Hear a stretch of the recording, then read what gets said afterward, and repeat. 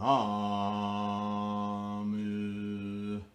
Myoho Renge Kyo.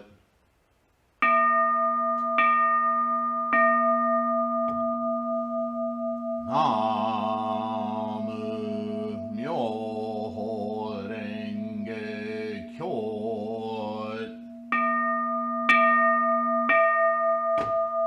Namu Myoho Renge Kyo.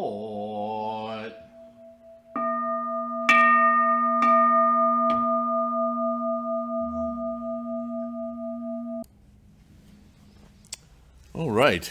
Hello there. Namo Myoho Renge Kyo. Thank you for being here. I hope this finds you in good health and secure. I'm going to get right into it today.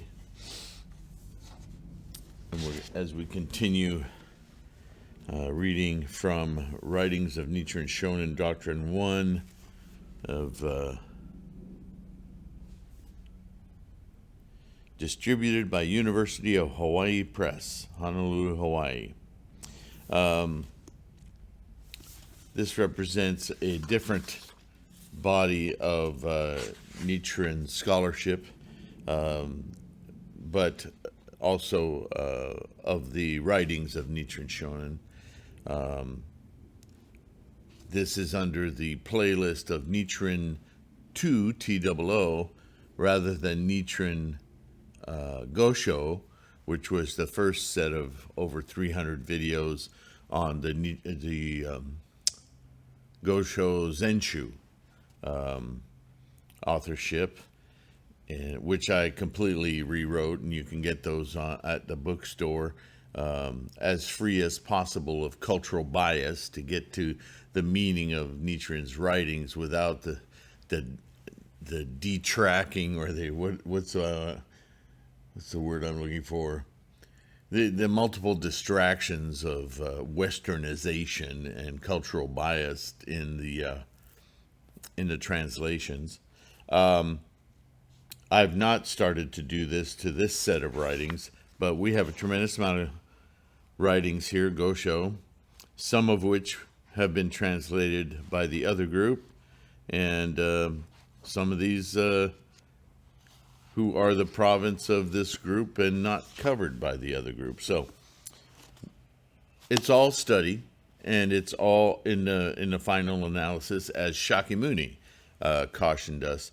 Don't get stuck on the words, look for the meaning. And I think the meaning shines through. But because they're slightly different, they may inspire slightly different insights depending on who you are and where you are in your practice. So it's still great study material. I'm just looking. Yeah, there's the Ankokoron Shoejo. Yeah, so we'll read a lot of the same things, but also some new stuff. And the way it's presented, if I can do a good enough job of doing that, I think it'll be good for all of us. I still have a swollen right eye. I don't know how much you could see it in the video, but it is improving. Yay! So that's always a good thing. And without further ado, let's get right into it. We are still reading from the Treatise on Protecting the Nation. And Nichiren continues his discussion of other teachers, either his contemporaries or their lineage of teachers, still kept their additions and whatever scholarship they had. Certainly their position, their influence in popular culture still remains, as the current teachers are espousing the same doctrines that they came up with. And now he's continuing. Venerable Ishin, or Eshin, or also known as Genshin? Yeah, Genshin, of Japan, was a disciple of Grandmaster Jie, the 18th chief abbot of the Enryaku-ji temple on Mount Hiei. So there it is, the historical link. It was entirely for the purpose of spreading the Lotus Sutra that he wrote many books. His purpose for writing the essential collection concerning rebirth in a Pure Land was not an exception. Interesting. So somebody was just asking me about Pure Land. In fact, Nichiren is pointing out that this Eshin or Genshin wrote this treatise on the essential collection concerning rebirth in the Pure Land was in essence to promote the Lotus Sutra. How that got changed over the years, right? Of those sutras preached in the 40 years or so before the Lotus Sutra, you're going to hear this quotation so many times that you will use it as your own. There are two kinds: those preaching rebirth in other lands, and those preaching the attainment of Buddhahood in this Saha world, which is what we are doing. This is the immediate enlightenment in this life. The cycle of birth and death is a moment-to-moment cycle in this life. There is no other. There is no after. Right? That's all mysticism and magic. And it's been in the world since, I would say when the caveman saw the sun go down, worried that it might not come back. From that kind of fear and observation of the powers of nature, a lot of fanciful thinking came about as to what was controlling personal destiny, right? Personal life, and so on. So I think religious, magical, mystical thinking has been with the human species since the get-go. But, as you evolve, like a child is very excited to think about rabbits laying eggs and Santa Claus or whatever your particular cultural reality is. But as you get older, you get more mature, you start understanding the world more and how things actually work. You don't hold on to those childish things, right? Although religion is the one acceptance. Because there's some vestige of feeling protected in a group that all buys into some mystical reality, it also relieves people of responsibility, which is the one thing you should be getting more expert at as you mature and get older. Yeah? It just makes sense. So Buddhism is a more mature look at our lives and how the nature of not only nature on our planet, but in the entire universe, how things actually come into being, how they progress, and how they eventually dissolve, go away, arise, endure, dissolve, dis whatever. All right, so Genshin discussed the did I skip? Yeah. Discarding the attainment of Buddhahood, which is the way difficult to practice, Genshin chose rebirth in the Pure Land. Oops. A way easier to practice. So the idea for medieval Japan, actually before medieval Japan, this is Enshin, right? Or Genshin. The establishment of the Pure Land teachings was a decision by somebody who originally was talking about the spread of the Lotus Sutra and attainment of Buddhahood in this Saha world. It was hard to hang on to people, as people saw it as work and the expectation, immediate gratification. They weren't understanding that studying the Lotus Sutra would lead them to attainment of Buddhahood. Of course, this is pre-Nichiren. So they weren't, that time period, they hadn't evolved to understanding deeply what the Lotus Sutra was actually saying. and therefore they had a trouble understanding how to implement it in their lives. And that disconnect created a lot of doubt, and doubt means a doubt about not only the teachings, but the authority spreading the teachings. And in a time period when authoritarianship and position rule the day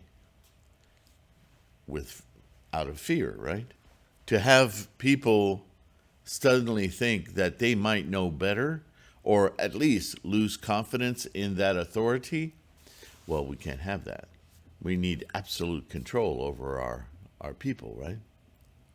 So if we instead teach them that their life is just suffering, like the Four Noble Truths, and that there's no escape from that. But if you try hard enough, right? If you respect me totally, if you if you know your reward isn't at hand, but will come once you're gone, what a trick that was. Then this life needs to be spent in abeyance, in the really self-imposed torture of investing in a future you'll never see. And if you're good enough in this life, you can get to the Pure Land, wherever, whatever that is. What a ruse, right? And yet, human history is filled with that exact ruse. It's still used today in some form, in politics, in education, in all sorts of spheres of human organization. This false carrot that you'll never be able to verify or unverify, that keeps you moving forward. It's really at this age of development of the human species, to realize that that's still at play it's an affront, isn't it? It's like, hello, I'm not gonna. Who would do that with their money? Since that's what seems to be so prized in the world today. Who would say that you can work really hard for slave wages all your life, and then after you die, you'll get, roomfuls of cash. You'll know unsurpassed wealth when you die. In the meantime, you got to work like hell for nothing. Survive. And I promise you, after you're dead, you'll be swimming in gold. Would you buy that? Would you? A lot of people do. When I retire, oh gosh, I'm too old and feeble to do anything now. Well, I can eat. It's just such a crazy, crazy thing with humans that we do. And Nichiren has basically got this attitude, right? Why would you follow teachers that are unverifiable? First of all, that was never the outset, the goal of, the reason for Buddhism. The goal from the very start was to live this life as supremely, as effectively, as most manifest of every potential available to you. To whatever obstacles you have in your karma, reducing those, ceasing the formations of those, and allowing the full expression of your capacity. Namo Myoho Renge Kyo. So simple.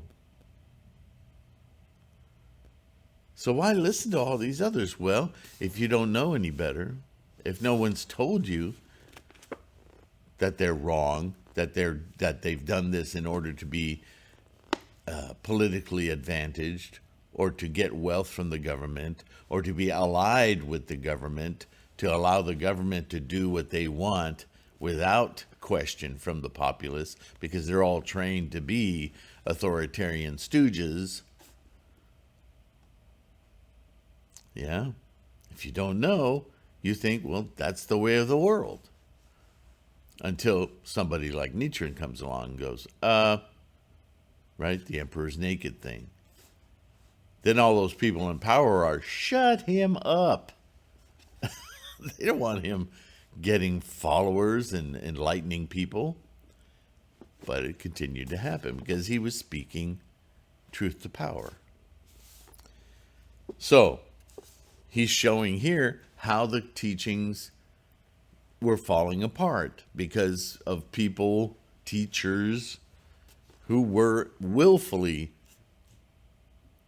using the teachings as a political tool or a gain for themselves rather than what they were meant to do. So this started long before Nietzsche, right? Not just in his day. But this is what Nietzsche's having to conquer, is a long history now of misleading, corrupt Buddhist teachers. It's not just, didn't just happen down the street. This is inculcated in the culture now. No simple matter, right?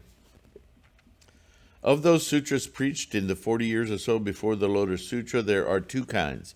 Those preaching rebirth in other lands and those preaching the attainment of Buddhahood in this Saha world. Discarding the attainment of Buddhahood, which is the way difficult to practice, Geshin chose rebirth in the Pure Land, of course, because he can exercise superiority there, an easy way to practice, because nobody's checking on results. You can only check on results after you're dead. Good luck with that. Of the practices for rebirth in the Pure Land, he regarded meditation, Nembutsu, right? Amida Buddha, praise Amida Buddha, Amida Butsu, of the Buddha of infinite light, to nurture aspiration for Buddhahood as the most important after you die. In the 7th item of the 10th chapter of the, quote, questions and answers in his essential collection, Genshin discussed the comparative superiority in merit of various practices and considered the Nembutsu the most reliable for rebirth in the Pure Land. Immediately after this, he compared the Nembutsu, the supreme practice in sutras preached before the Lotus Sutra, to the merit of having a moment of faith, conviction, preached in the Lotus Sutra, decisively stating that the merit of having a moment of true conviction is hundreds, thousands, 10,000 times greater than that of concentrated practice of the Nembutsu. That seems like a reversal. What's going on here? Thus, you should know that the true purpose of Genshin in writing the essential collection was to convert people to conviction in the Lotus Sutra. By comparing the merit of the Nembutsu, supreme of all pre-Lotus sutras, to the least merit of the Lotus Sutra, showing the superiority of the latter. Right? You follow that, right? Therefore, when Genshin wrote the essentials of the one vehicle teaching, after the essential collection to reveal his own beliefs, he based it on the Lotus Sutra. That is to say, Genshin never preached that the Lotus Sutra be discarded to put faith in a Nembutsu instead. Well, that's interesting. That's not what the current teachers would have you believe, right?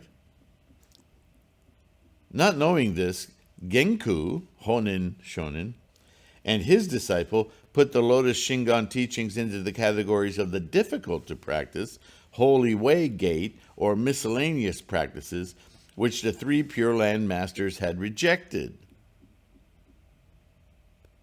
So this came later.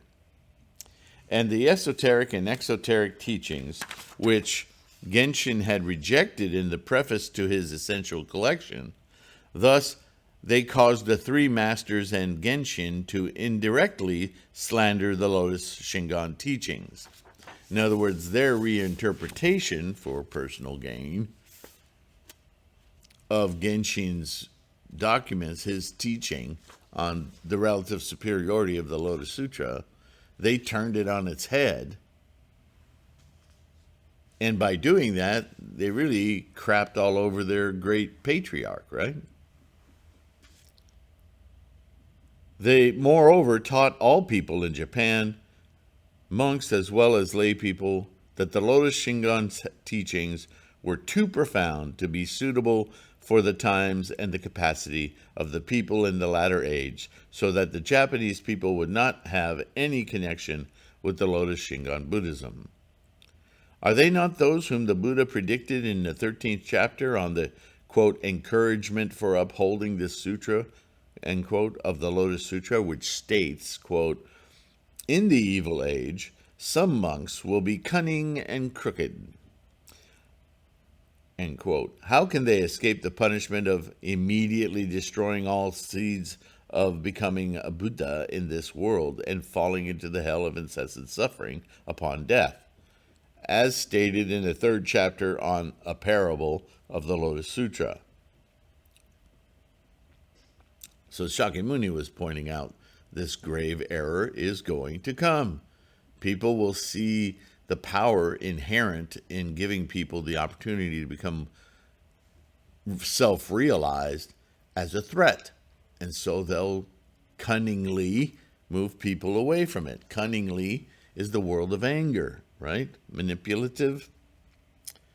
Moreover, Genku, Honen, likened the schools of Mount Hiei and the Miidera temple, esotericism of the Toji temple, Tendai esotericism, and those who study the Lotus Shingon Buddhism all over Japan, to bandits, villains, and heretics. In what life would Genku be able to finish paying the penalty for his grave offense? Preaching the offense of abusing upholders of the Lotus Sutra. The teacher of the Dharma chapter of the Lotus Sutra states, quote, suppose a person with evil intent keeps speaking ill of the Buddha in his presence for as long as a kalpa, eons. His offense is rather light. Suppose a person utters a word to curse lay persons or monks who read and recite the Lotus Sutra. His offense is extremely grave. In other words, Shakyamuni Buddha is realized, and they can call him names and make fun of him or reduce him, verbally, and spread rumors. And I mean, that's heinous, right? That's horrible that they would do that. But what Nichiren is saying is that offense is light in comparison to talking to you and I and misleading you and I, right? Practitioners who are seeking our Buddha, our enlightenment, and misleading us is far worse. A fully realized person isn't affected by their language and their stupidity, but those who are still seeking are vulnerable. So that offense is much, much greater. That's what Nichiren is saying. The offense of cursing just one upholder of the Lotus Sutra is as serious as this. How much more serious is the offense of writing books, causing people all over Japan to curse the upholders of the Lotus Sutra? How much more serious the offense of discouraging practitioners of the Lotus Sutra by designating this sutra the teaching through which not even 1 out of 1,000 persons would be able to attain Buddhahood? How much graver the offense of slandering the true Dharma, causing people to desert this true sutra for such provisional sutras as the Sutra of Meditation on the Buddha of Infinite Life. May all followers of Genku disciples, and laypersons promptly abandon the evil dharma of this collection of passages on the Nembutsu and seek refuge in the Lotus Sutra immediately in order to escape the hell of incessant suffering. Do you remember what the hell of incessant suffering is? Somebody's hammering and hammering out there. I don't know if you can hear that on the video, but people at work. The hell of incessant suffering is here. It's the first noble truth. Life is suffering. Not just your life, my life, but life. All of life. Birth and death are not the opposite of life. They're a component of life. Life is the universe. And you and I are temporary manifestations of consciousnesses that can become aware of the entire process. It takes a little effort, but not much. It takes more confidence than it does effort. Right? Anyone can chant Namo Myoho Renge Kyo. But to understand the profundity of what it is to chant Namo Myoho Renge Kyo requires a little bit more effort, a little bit more conviction, a little bit more confidence through study, through practice, to keep us at it and keep the Buddha in our mind, right? Question: do you have clear scriptural evidence to show that Genku slandered the Lotus Sutra? Didn't he just give that? At any rate, his answer: it is stated in the Lotus Sutra, Facile 2, Chapter 3, on a parable. If a person does not believe in but slanders this sutra, he will immediately destroy all the seeds of attaining Buddhahood in this world. It is because one aspect of having no confidence in this sutra causes others to abandon the Lotus Sutra. Remember what I was saying? You're always radiating out into the environment. Whatever life condition you manifest mirrors itself in your environment, right? So if you become disillusioned and you don't have a strong life condition of conviction, of single-mindedly keeping the Buddha way in your mind, others will sense that, especially when you open your mouth and express doubt to other practitioners. Do you see how that's corrosive? It's obvious, right?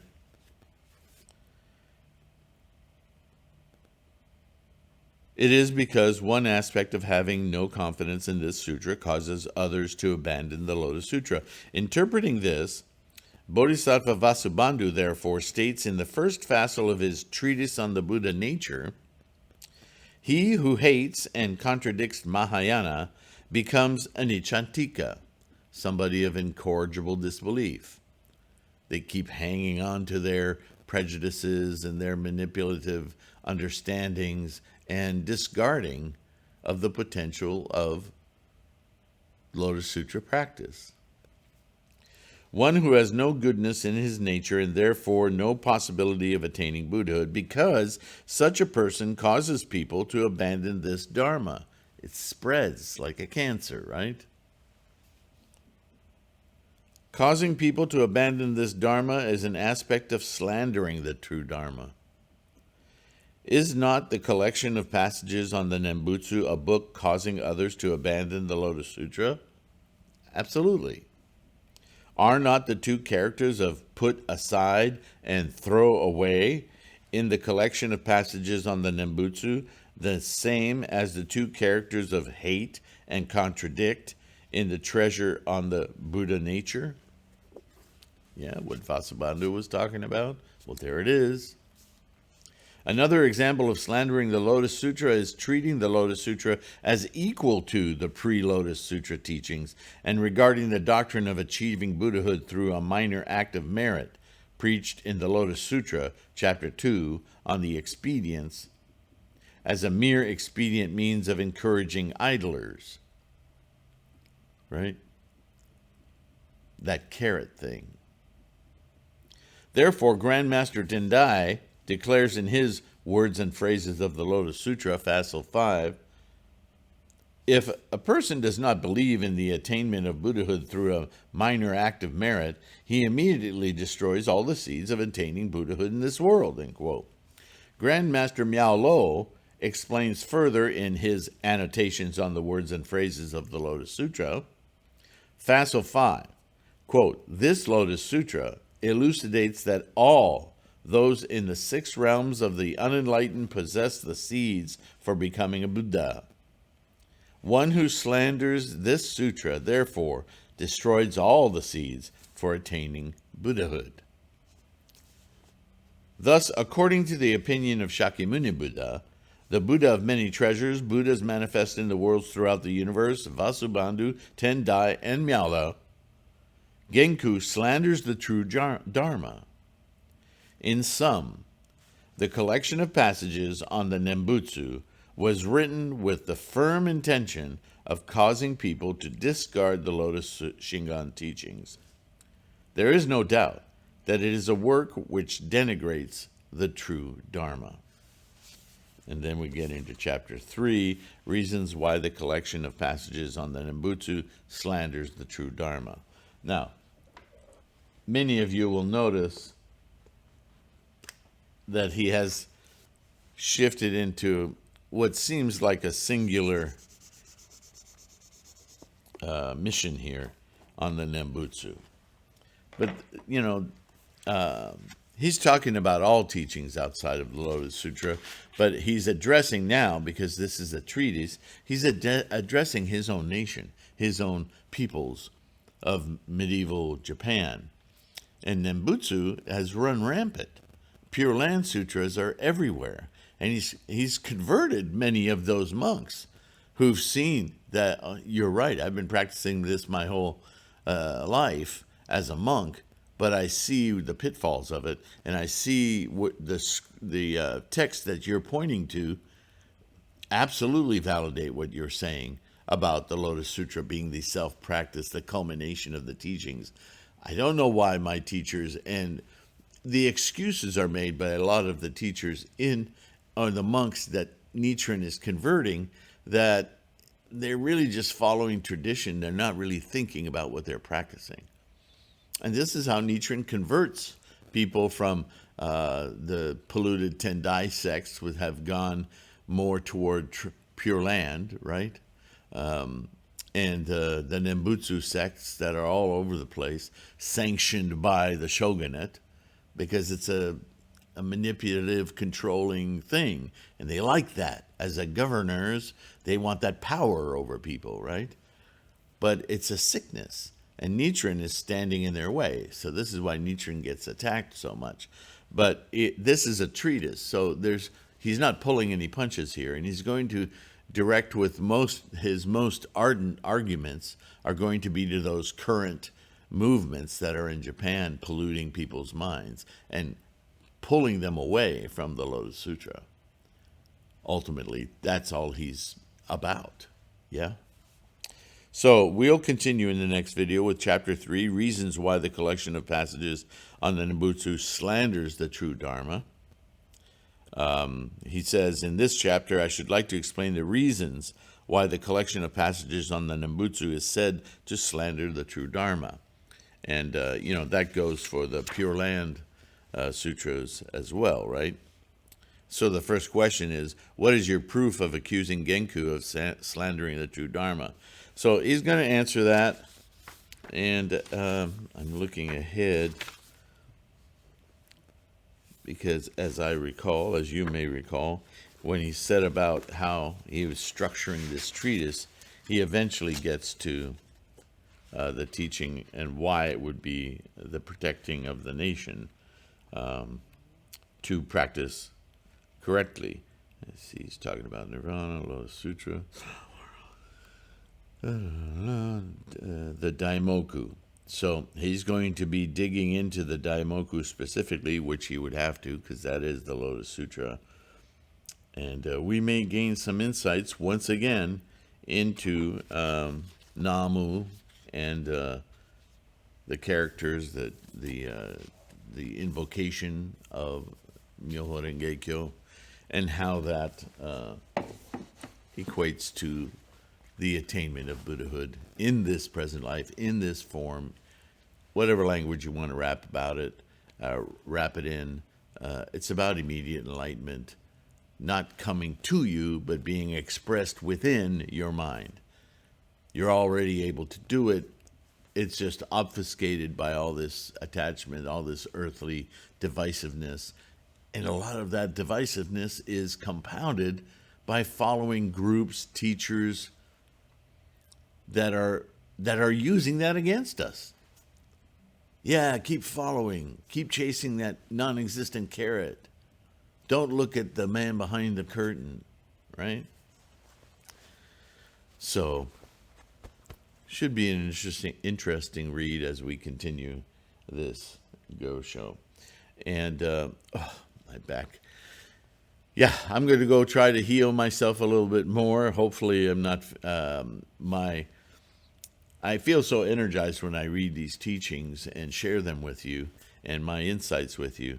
But it's unclear to me if I'm coming off with a little lower energy, or as I struggle with these injuries.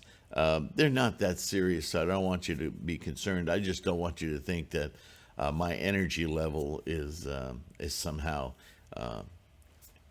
not providing you with good enough insight, or anyway. I'm relying on Nichiren's words and Shakyamuni's words, and I think that even if I mumbled through all of them, it might be harder for you to listen to me. But yeah, the teachings are the teachings, and so I deeply appreciate your being here, participating, liking, subscribing. Subscribing helps a lot. We're getting there. We're almost to that magical number in YouTube. Not that I'll instantly be showered with money, because a lot of YouTubers with millions of followers talk about how that's just not the case. Certainly not anymore, if it ever was. I just want the algorithms to help promote this channel and get the word out, get more people chanting, get more people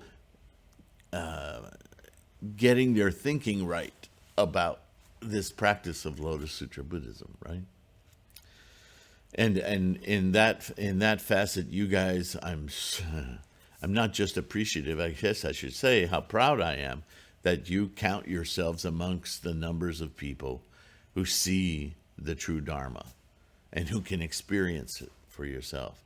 You are the great bodhisattvas of today, and your life condition will affect the world around you. As a consequence, your life will become more enjoyable, more joyful, more secure, solid. It's just a byproduct of your life condition. So how could it not? Please be confident in that. And I will see you in the next one. Need I remind everyone about the audio podcast you can download wherever you get your podcasts, the website with a bunch of free information, the bookstore, the mandala store. Equip yourself, make your practice great. So it's all on you. It's yours to have. Please have. Namo Myoho Renge Kyo. Thank you for being here. I will see you in the next one, and bye for now.